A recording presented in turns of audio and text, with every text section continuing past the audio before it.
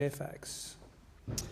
Deputy Speaker, on behalf of the Standing Committee on the Environment and Energy, I present the committee's report entitled Tackling the Feral Cat Pandemic, a plan to save Australian wildlife, together with the minutes of proceedings, and I ask leave of the House to make a short statement in connection with the report. Is leave granted?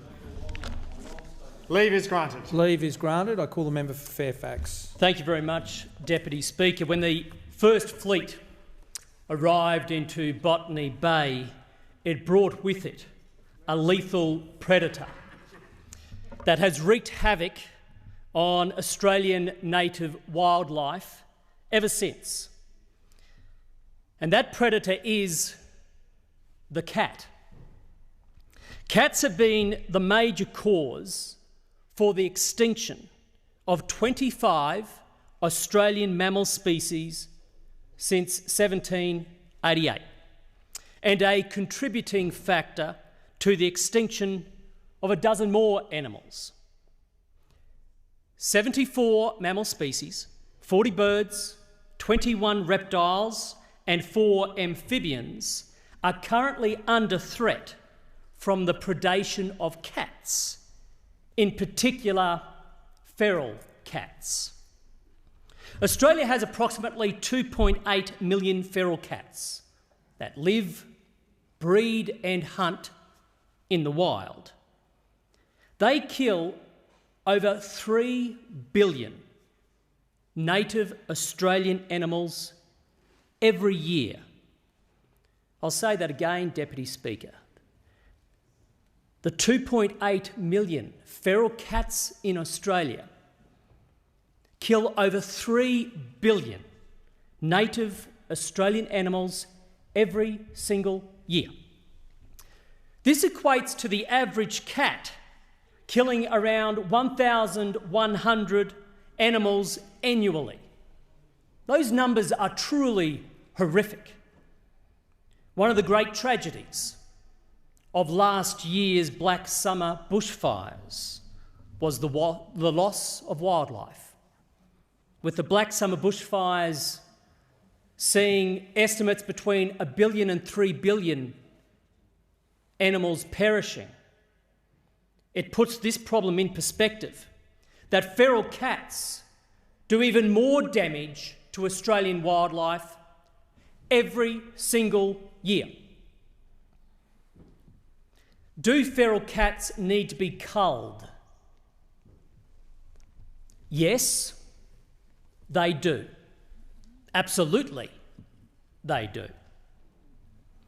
But it is going to take some time before we have the technology to rid these lethal carnivores from our natural environment at scale and in an affordable and humane way. And that is why we need a new national conservation mission, a mission which is the centrepiece of the report that I table here today in this chamber on behalf of the House of Representatives Standing Committee on the Environment and Energy. A report that follows our inquiry into the problem of feral and domestic cats in Australia. The new National Conservation Mission we're recommending to government is called Project Noah. Think Noah's Ark, Deputy Speaker, and you'll get the gist. Project Noah is aimed at expanding Australia's network of predator-free fenced areas and islands. It would bring together the expertise and resources of governments, communities, the private sector and philanthropic groups to protect threatened native species from the predation of feral cats and other predators. And if government adopts such a proposal, the committee's hope is that it embarks on this mission with ambition, so safe havens can be introduced across a range of ecosystems across the country.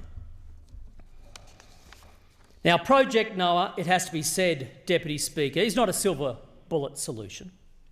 However, it is an important part of what needs to be done. And so the inquiry's report also recommends a suite of other measures, including a body of work that needs to be conducted, a reset of Australian government policy planning and resourcing and new strategies for the management and control also of domestic cats.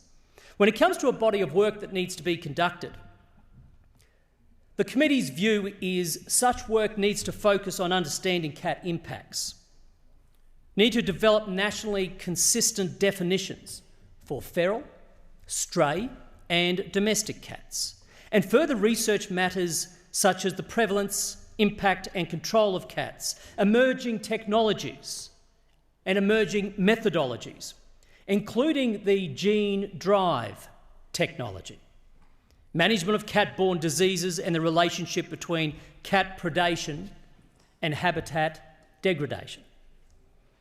When it comes to a reset of the Australian Government's policy planning and resources, Deputy Speaker, we make these recommendations in relation to Australia's feral cat problem, including the new iteration of the Threat Abatement Plan for feral cats, a revised threatened species strategy, including new targets for culling feral cats, and consideration of reform opportunities identified through the review of the Environment Protection and Biodiversity Conservation Act. And then when it comes to new strategies for the management and control of domestic cats, here the committee's views include consideration for measures that increase support for desexing domestic cats, registrations and microchipping, a consideration of night curfews and a national cat ownership education campaign. This has been a fascinating inquiry, Deputy Speaker, and I, for one, was absolutely shocked at the magnitude of the problem. And I go back to the starting point of my speech in this House, which was 3 billion plus native Australian animals killed on an annual basis by feral cats. Let those numbers sink in, Deputy Speaker. Let's remember, cats are not native to Australia. They came to Australia upon European settlement, and yet they continue to threaten Australian species, which is why such action is required. But it's not just the action of culling, as important as culling is. It is important that we keep our eye on the end game. And the end game isn't the culling, Deputy Speaker. The end game is the protection of our threatened species, which is while we do cull, we need to also keep focused on the protection of those species. Now, there's been an enormous amount of work put in by so many people who made submissions, witnesses that came forward, and I want to thank them for their contribution into the inquiry and thus the committee's deliberations. I also want to acknowledge my fellow committee members.